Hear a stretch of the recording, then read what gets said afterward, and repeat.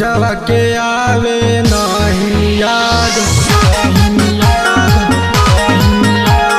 पूजवा के आवे नहीं याद, पूजवा में नहीं खे तनिको सवाद।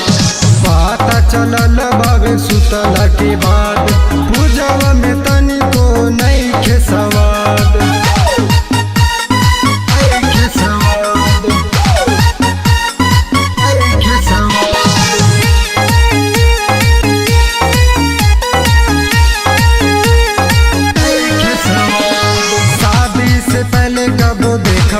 जाके छुपा गइल पगली हमरा माथे, लागतावे अब जीना पाए, खड़ा भइल किस्मत के आगे।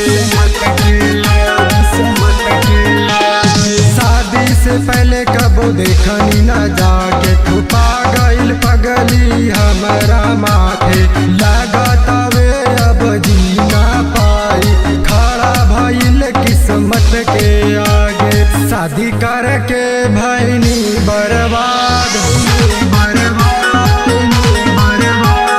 शादी करके भैनी बर्बाद, घूमत रहनी कुमार में आजाद, पूजवा में तनिको नहीं खे सवाद। पता चलल बाबे सुतला के बाद, पूजवा में तनिको नहीं खे सवाद।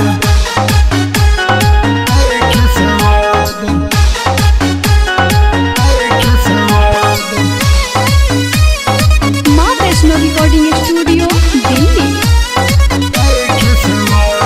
भेले बारगुआ फसाई हो, करी हम कवन उपाई हो, पूजवा के सामने कैसे जिंदगी घुट घुट के हम बिताई हो, बिताई हो, बिताई हो। भेले बारगुआ फसाई हो, करी हम कवन उपाई हो, पूजवा के सामने कैसे जिंदगी घुट घुट के हम बिताई हो।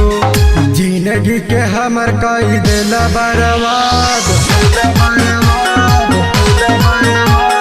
जिंदगी के हमर कई दिल बर्बाद, जिंदगी के हमर कई दिल बर्बाद, पूजवा में तनिको नहीं खे सवाद। पूजवा के आवे नहीं याद, पूजवा में तनिको नहीं खे सवाद।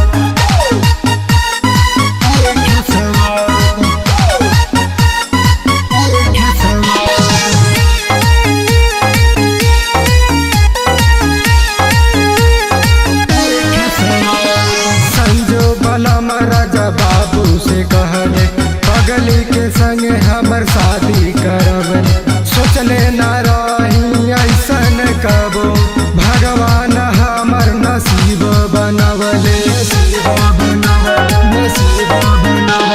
संजो बलम राजा बाबू से कहले, पगली के संग हमर शादी करबले, सोचले न रही ऐसन कबो, भगवान हमर नसीब बनवले। आइल भी अजहिया से कटातिया दात, आइल भी अजहिया से कटातिया दात, आइल भी अजहिया से कटातिया दात, पूजवा में तनिको नहीं खे सवाद।